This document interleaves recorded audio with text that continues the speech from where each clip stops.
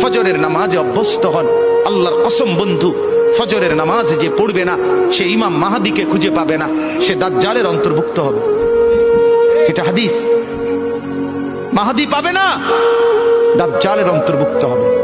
এই সমস্ত মাথার সেলুন কাটিং চুল যেগুলো উঁচা, সামনে বড় বড় চুল, এদিকে চুল নাই এদিকে চুল নাই, সব দাজ্জালের চুল।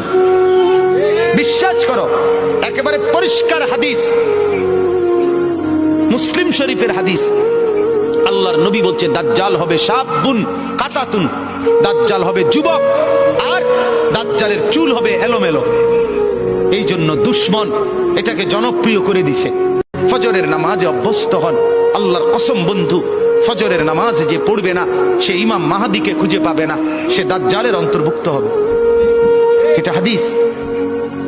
মাহদি পাবে না, দাজ্জালের অন্তর্ভুক্ত হবে। এই সমস্ত মাথার সেলুন কাটিং চুল যেগুলো উঁচা, সামনে বড় বড় চুল, এদিকে চুল নাই এদিকে চুল নাই, সব দাজ্জালের চুল। বিশ্বাস করো, একেবারে পরিষ্কার হাদিস, মুসলিম শরীফের হাদিস। আল্লাহর নবী বলছে দাজ্জাল হবে শাবুন কাতাতুন, দাজ্জাল হবে যুবক, আর দাজ্জালের চুল হবে এলোমেলো।